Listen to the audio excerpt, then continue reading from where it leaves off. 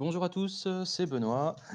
Alors, j'ai pas mal de mes élèves qui ont pas mal galéré sur le projet Reservia avec Open Classrooms, donc je me suis dit que j'allais vous montrer comment moi j'aurais fait, pas à pas. On va y aller, petit à petit. Pour ce tutoriel, je vais m'inspirer du site de Mathis Barré, donc qui est un ancien élève d'Open Classrooms qui lui aussi avait fait ce projet-là. Je trouve qu'il a fait un truc qui est pas mal du tout, mais nous, on va pas le faire exactement comme lui, mais voilà. Au moins, vous pouvez voir le résultat fini. Donc, on a un logo en haut à gauche et puis on aura des, voilà, des liens ici. On s'assurera aussi que le site est responsive, ça veut dire que quand on change la taille, je vais plutôt faire, voilà. Si on change la taille de l'écran, vous voyez que par exemple, hébergement, activité, s'inscrire sont sur une seule ligne, mais que si on réduit par exemple sur une tablette ou sur un téléphone, voilà, qu'est-ce qui se passe quand on se rapproche? Hop, le hébergement et activité est passé sur une ligne en dessous. Et puis avant, je ne sais pas si vous aviez vu que là, on avait, pardon, on avait la barre bleue qui s'affichait au-dessus, alors que là, sur un écran plus petit, on a la barre bleue qui s'affiche en dessous. Le logo à lui n'a pas bougé. Donc, on va commencer aujourd'hui en faisant ça pas à pas. Alors, la base de la base, j'aimerais quand même vous rappeler que dans ce métier, on a besoin de travailler avec beaucoup de choses assez complexes, donc c'est très important d'être organisé. Donc, on va créer un dossier où il y aura tout ce dont on a besoin dedans. Il ne s'agit pas d'avoir des fichiers un peu en bordel, sinon on ne s'y retrouve pas. Je vais l'appeler Reservia, ce dossier. Parfait. Et alors, normalement, si vous avez VS Code, avec un petit clic droit, vous avez l'option Ouvrir avec VS Code. Si vous ne l'avez pas, c'est une petite configuration à trouver sur Internet. Vous pourrez très facilement le faire. Maintenant que c'est fait, là, ce petit fichier, ce petit icône ici, c'est New File, donc créer un nouveau fichier. Par défaut, un fichier HTML, je vous conseille de toujours l'appeler index.html parce que c'est comme ça que la plupart des web serveurs cherchent le fichier à servir. Si vous, par défaut, ils cherchent un index.html. Donc, je vous conseille de toujours nommer voilà, ça index.html.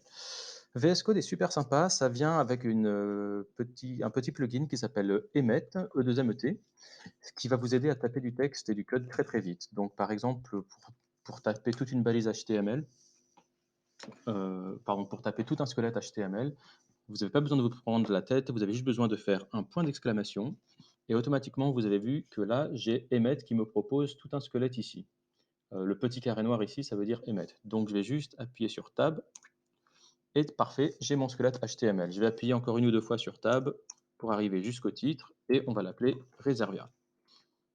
Là, vous avez vu que quand j'ai fait CTRL S, j'ai le texte qui s'est un petit peu décalé. Ça, c'est parce que j'ai une extension qui s'appelle Prettier, qui va automatiquement formater mon code et l'indenter à chaque fois que je sauvegarde. Ça m'évite de me prendre la tête. Donc, si un truc il est mal indenté, je fais CTRL S, hop, et ça part au bon endroit. Alors tout ça, c'est pas mal, mais on va aussi avoir besoin d'un fichier CSS. Alors, où est-ce qu'on met le fichier CSS? Eh bien, ça se met où? Dans le head ou dans le body? Ça se met dans le head. Un fichier HTML, en général, est fait de 2 grandes parties, on va dire, allez, 3-4. Première ligne, c'est le doctype, ce qui signifie au browser, bon, on est bien sur de l'HTML. Deuxième, c'est la balise HTML, tout votre code ira là-dedans.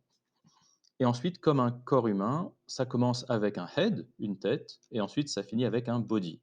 C'est quoi la différence entre les deux? C'est que tout ce qui se voit sur le corps de la page sera dans le body, tout ce qui ne se voit pas, toute la configuration, ce sera dans la tête, donc dans le head.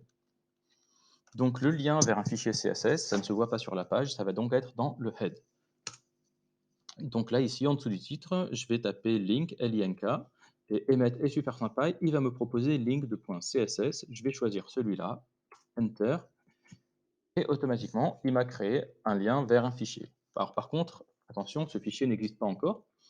Regardez, si je cherche à cliquer dessus avec CTRL, il va me dire: «Oh, je ne connais pas ce fichier». Donc par contre, il me propose de le créer. Allez, pourquoi pas. Voilà, on a donc un fichier CSS qui n'a pour l'instant rien, mais on va pouvoir commencer à travailler avec ça. Si vous êtes arrivé jusqu'ici, bravo, on va pouvoir employer à la leçon d'après.